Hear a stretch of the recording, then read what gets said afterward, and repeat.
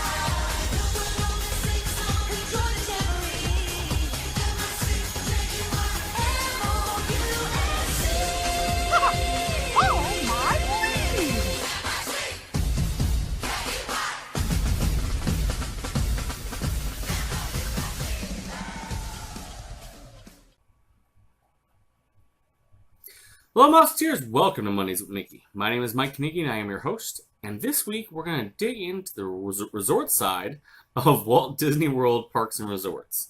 Now, for those who are planning trips or have a trip like us scheduled up, deciding where you want to stay is a huge thing.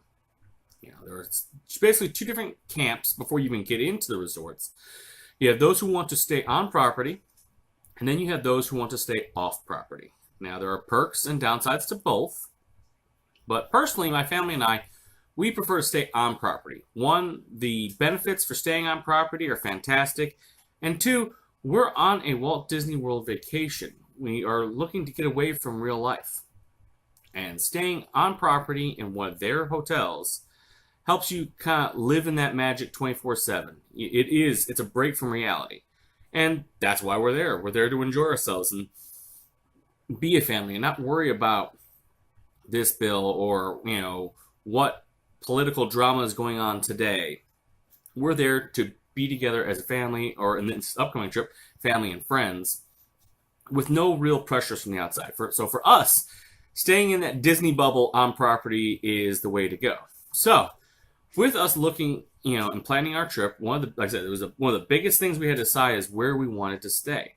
Now, at Walt Disney World, you have there's technically three categories of resorts, but there's kind of a miscellaneous category too. So it's really like four categories of resorts. And those categories are going to be your value resorts, your moderate resorts, your deluxe resorts, and then your deluxe villas, DVC. Now, there is technically a fifth category.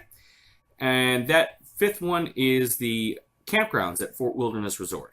Now, they are part of Fort Wilderness Resort, technically, but they're the cheapest way to stay at Walt Disney World, period. But you're camping outside. So it's kind of its own little thing. So for the purposes of this four-part series, I'm going to include that in the final set where we do DVC, Deluxe Villas, and then I'll do the Campgrounds as well.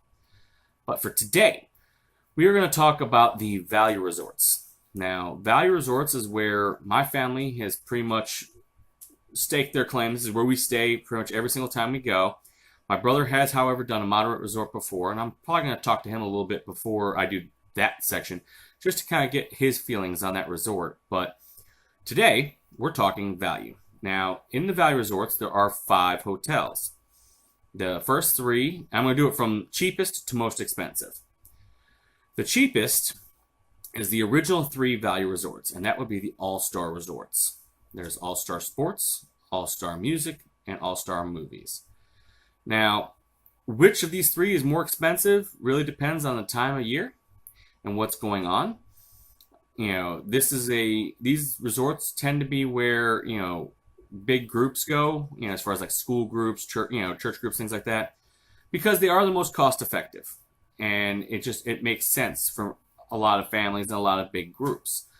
My family typically stays at the All-Star Resorts. Hopefully we'll change that up sometime soon. But for now, this year, for example, we are going back to All-Star Movies. So for us, financially, it makes sense. You know, that's probably the biggest thing with all the value resorts is that they tend to be cheaper. You know, you lose some of the amenities that you won't get in the moderates or the deluxes. But Disney does a great job theming these resorts and making sure that just because you're spending less money doesn't take away the magic factor. Now, the first three, they all have outdoor entry rooms. Okay, so they're kind of motel-esque in regards to you have a door that leads straight from your room to the outside. You also have a large window, which a lot of people like to decorate. So if you're ever in the All-Star Resorts and walking through, you'll see that people have decorated for the holidays or for whatever event that they're celebrating. So, even walking through the resort in that regard can be kind of fun. So, a lot of regular Disney people who go to those resorts do that. So, something kind of cool. You can look at it during Christmas time. You might find Christmas lights and things like that. When we go, we're going to be probably decorating it for Mickey's Not So Scary Halloween Party. So, there's that factor. The rooms themselves, and I'm going to apologize now. I have one cat who is really desperate for attention, so she'll probably be meowing as we're going along. I have my son who's playing a video game, so if you're hearing clicking, he's probably playing his game. And, well, the other cat's sleeping, so I think we're okay. He's on top of the lizard cage. He's probably he's the alpha kitty of the cage today. So he's snoozing away, so we probably won't have too much trouble out of him. So, like I was saying, let's talk about the rooms at the All-Star Resorts. Now, all three are essentially identical when it comes to rooms. The decorating is slightly different, but the setup's the same.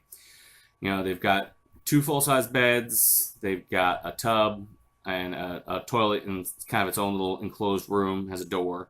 Just outside that door, they have, basically a simple sink area with a mirror, and there's a little area where you can hang, your coats or whatever. The safe is in that area too, and basically has a curtain that just kind of separates the bathroom kiosk from the rest of the room. Like I said, it's two full beds, a TV. Some of them have the mini refrigerator. They all typically have a table with a couple chairs, and of course a nightstand with an alarm clock, phone, so on and so forth. So they're basic rooms. And really for the All-Star Resorts particularly, that is what they're there for. They're there to be a place to sleep. Those who are staying there, their focus is going to the parks, going to Disney Springs, going to the water parks, doing some of the activities in or around Walt Disney World. So, they're not, the amenities aren't, and the resort itself aren't fantastic. All three resorts do have have 2 pools actually. For example, All-Star Movies has the Fantasia pool and the Mighty Ducks pool. One of the pools at Sports is themed after a baseball diamond. Music has a piano pool and a guitar pool. Around the resort themselves, they're very well themed, and themed to what the point of the resort is. So for movies, around the Fantasia pool, you'll see the, broomsticks from Fantasia. They've got the 101 Dalmatians area. They've got a Toy Story area. Sports, you've got a basketball themed area, a baseball themed area, a football themed area. There's a tennis themed area where they have like statues of Donald and Huey, Dewey, and Louie playing against each other. You can see he's really frustrated at his nephews. Music, again, they like bongos and stuff. The whole point is these resorts are very immersive in their theme around the buildings themselves. They're not as immersive as, say, Art of Animation, for example, or Coronado Springs, for example, but they are very immersive in their own right, and they're a lot of fun. Again, because they're cheaper, you do tend to have a larger complement of teenagers and groups of that nature. But again, you're not staying there all day long. The whole point is you're staying there as a place to sleep and relax. If you do decide to take a break day, there's things there to keep you occupied. Now, All-Star Music does have one thing that the other 2 do not, in that they have their family suite product. It was actually the first of the value resorts to get a family suite product, and because it was so successful, and so many families wanted that bigger room that could seat more people, when they came time for Art of Animation, that became the main focus of Art of Animation. But we'll get to that in a minute. So, Music has that. That's the one up that has on all the other 2. All-Star Movies currently has a secret menu which I talked about in a previous video, which includes their mac and cheese footlong hot dog, the poutine, and of course that cheeseburger with a cinnamon roll and candied bacon. Oh, yeah, I'm not coming back, guys. Enjoy it while it lasts. It's going to be tasty. So that's where we're staying, by the way. So it has that, which the other two don't have anything like that. Their lobbies are very simple. Again, themed after the All-Star idea, but tweaked to whatever flavor of All-Star it is. Their gift shops are pretty standard across the board between all three. Again, themed after whatever the theme is of the resort. The food courts are kind of the same way. And they have like stained glass pictures all over the eating area that kind of separate booths and things like that of the Fab Five and the new short style animation. So I don't know if you've seen any of the new Mickey shorts that are out. The pictures are all in that style of animation, and depending on what resort you are, will determine what is going on with those characters, on those pictures. So pretty simple. The actual food courts themselves are set up into bays with different varieties of food. Like there's a pasta bay, there's burgers and sandwiches, and there's like I think there's like a seafood bay and stuff like that. There's grab and go type a section for grab and go type stuff, like just grab sandwiches, cereals, drinks, cupcakes, bakery items, stuff like that. So those are variety of food there, and they do have laundry facilities on site, usually over by the main pool. So if you need to run a load of laundry halfway through the trip, you certainly can, or every day if that's your type of thing. Us, we tend to keep just enough to get us through about half the trip. And then about halfway through, we go ahead and we do a load of laundry. So that comes in handy. So the resort itself, very basic. Now, all the resorts do tend to have a nighttime activity. They all tend to do a movie under the stars.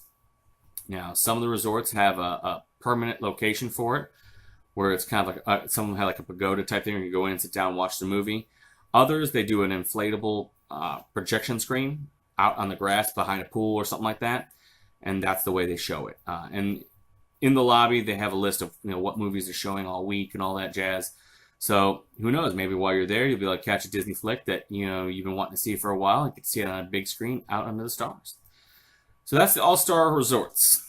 Next in line is the Contemporary Resort. Now it does have a bit of a connection to Art of Animation, but we'll get to that more when I talk about Art of Animation. Oh, before I do that, actually, let me make one more point about the All-Stars. The All-Stars have one form of transportation to and from the parks. It is the bus service. Now, this is great in one factor that you don't have to take your car to and from Walt Disney, the different parks at Walt Disney World. They have bus service that takes you everywhere.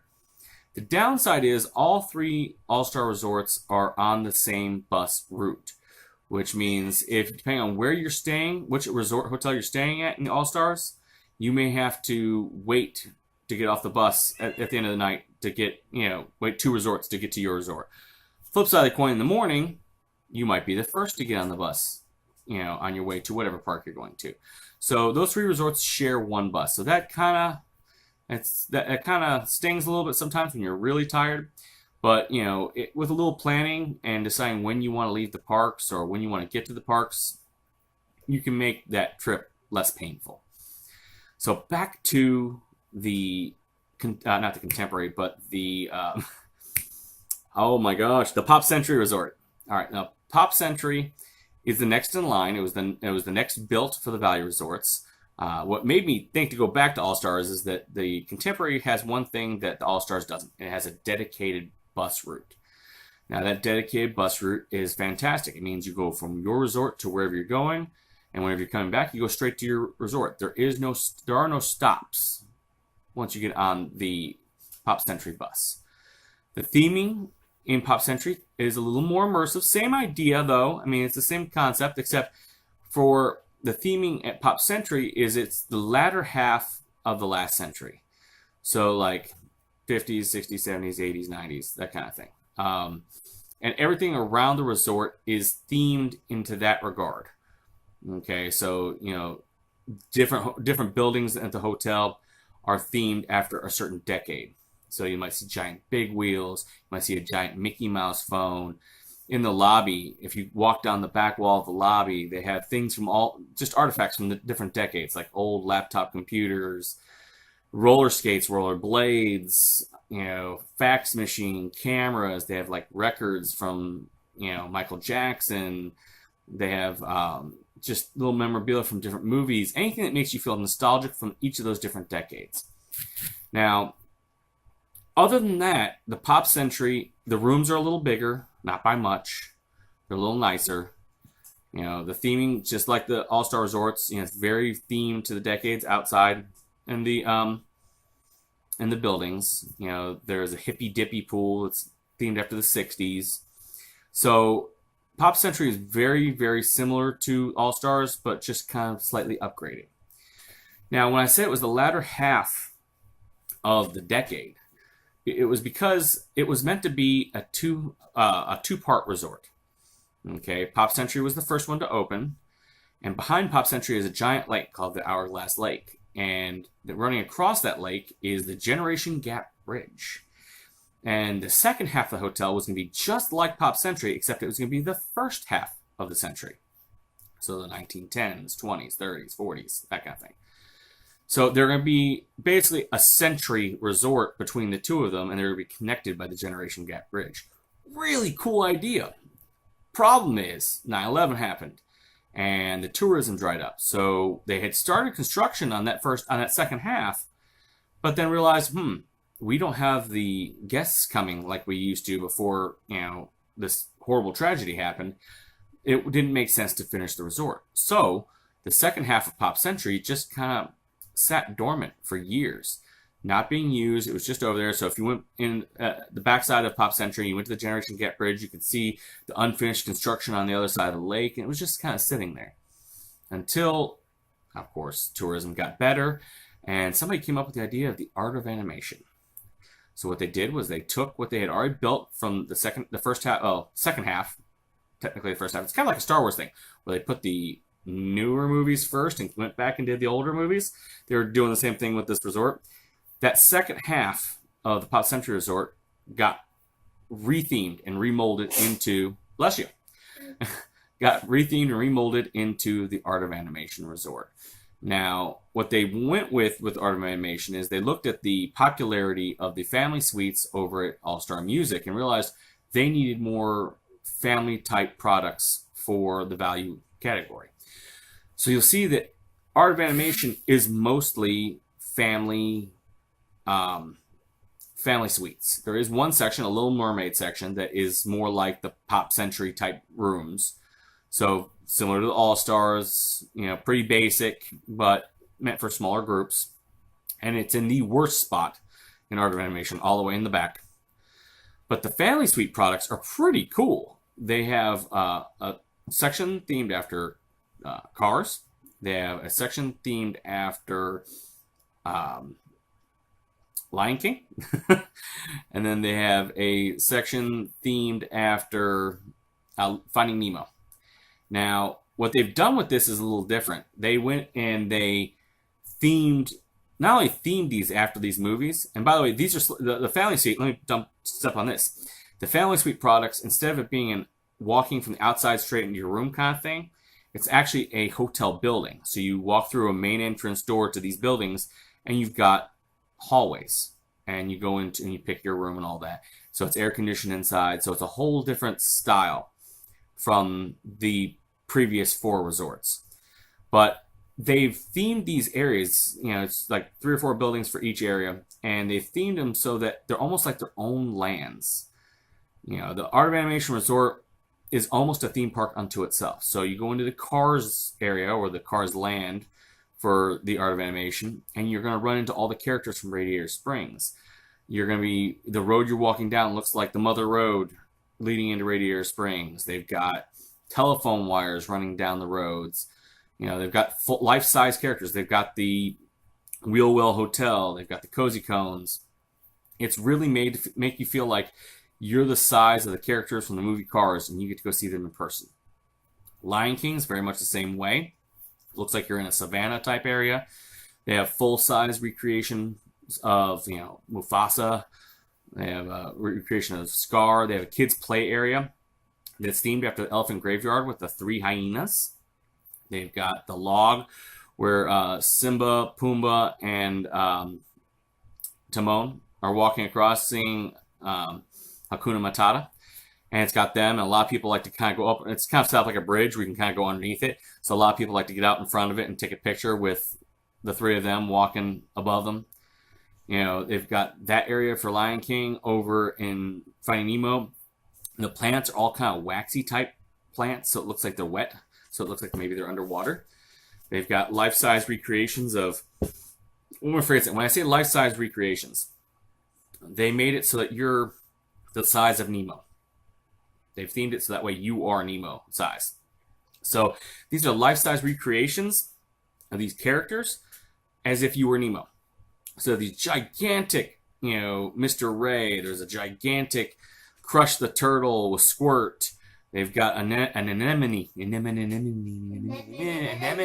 Yeah, exactly. They got one of those with Marlin poking out. They've got the big blue pool, and they've got the big blue pool, which is supposed to be like the big ocean. It also happens to be the biggest pool on property. One of the cool things about this pool is they have speakers built underwater. So if you go underwater in the big blue pool, you'll hear Nemo and Dory talking and Marlin talking. You might hear Mr. Ray talking. It'll be different clips and whatnot from the Nemo movies. I've heard sometimes they play music underneath there as well. So the big blue pool is pretty cool. They got like a splash pad. The pool bar at the big blue pool is called the drop off. So if you've ever watched the Finding Nemo movies, the drop off is where you go into open ocean essentially. So they're kind of saying yes, at the drop off where the bar is, you go into the open ocean, which is the big blue pool.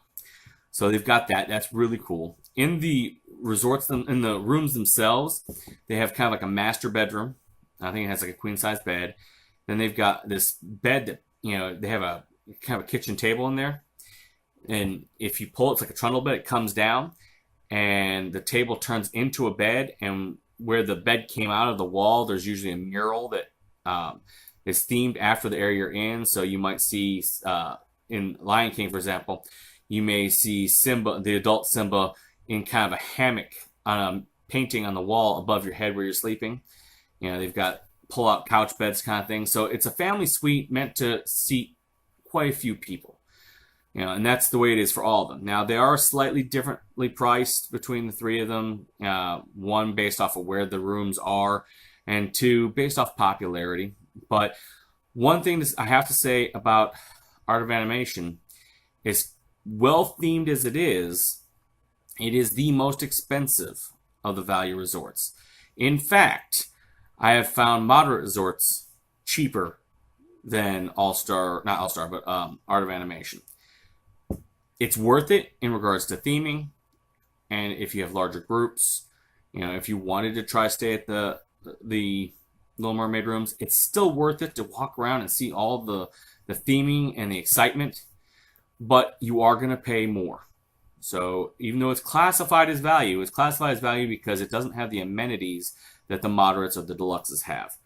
But the theming is probably the best theming of all the intellectual property themed resorts at Walt Disney World. Now, deluxe, you have really well themed, really well appointed hotels, same thing with moderates, but the theming isn't as intellectual property driven as it is in the value resorts.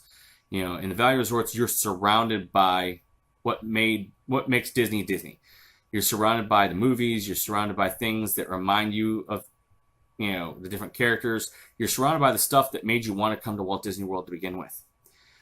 You won't see that necessarily at the Contemporary. Contemporary is a very upscale and beautiful hotel, but it's a hotel resort unto itself. The Disney-esque feel is more subtle in those resorts than it is in the value resorts.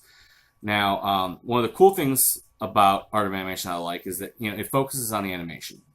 So when you come to the lobby, on the right-hand side, and you look over at check-in, the wall is a giant color palette that the color slowly changed the whole palette all the way down the wall, which is really cool. On the opposite wall, they start you with simple pencil black and white sketches of some of your favorite characters, like Mater and Lightning McQueen and Dory and Nemo and all those characters that you love, and the basic pencil sketches. And as you walk down the wall, those pencil sketches become more and more fleshed out into, like, ink and pen drawn.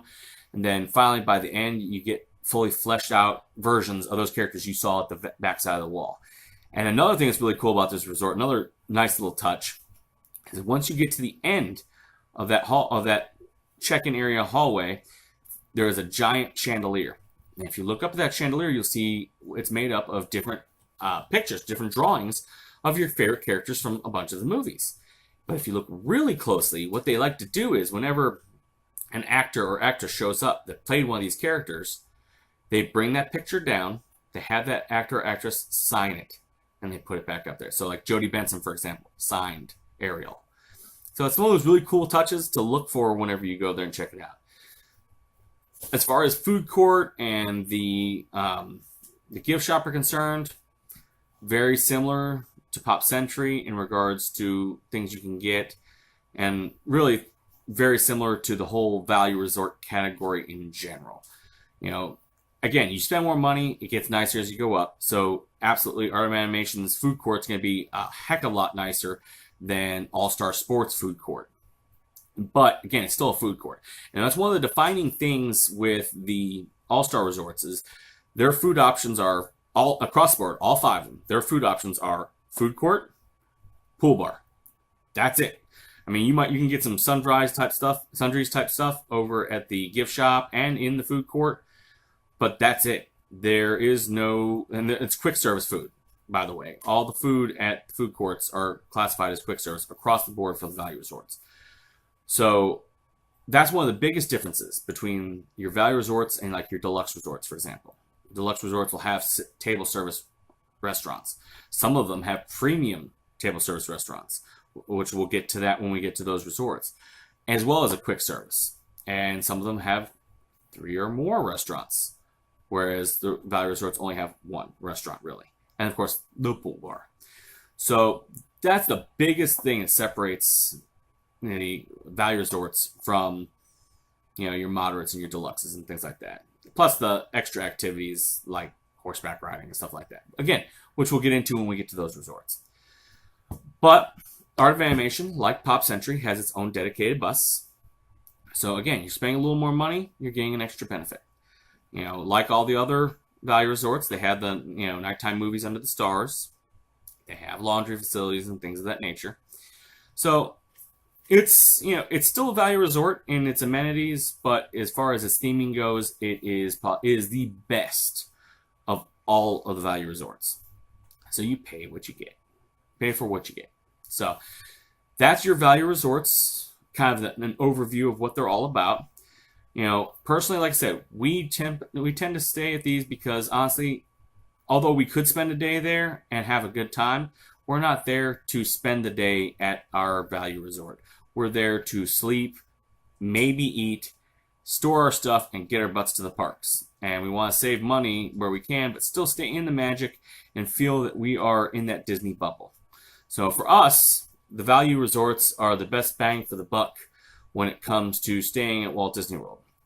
If you would like more amenities, which we'll get into those in the other videos, maybe that won't be for you. Maybe you'll want the nicer hotel with the concierge service and things of that nature. I don't know, but that's the point of these videos. We want you to kind of hear what these resorts are all about and make a decision for you and your group or your family, whatever's best for you. Hopefully this will give you some tools to help you in your Disney planning. If you have any questions, feel free to reach out to me. I'm more than happy to help answer any question I possibly can. If I don't have the answer, I know where to find the answer. If you like this video, go ahead and subscribe. Definitely give me a thumbs up. And if you didn't like me, give me a thumbs up anyway. I need the help, people. I appreciate it. So thank you very much for watching me this week. I look forward to talking to you guys next week. I'm going to leave you as I leave you every week. Keep saying week. Wow. Over and over again. Sorry about that. I'm going to leave you as I leave you every time. I hope you never lose sight of one thing. This was all started by Mouse. Thank you so much for watching me, and I look forward to seeing you next time. Bye.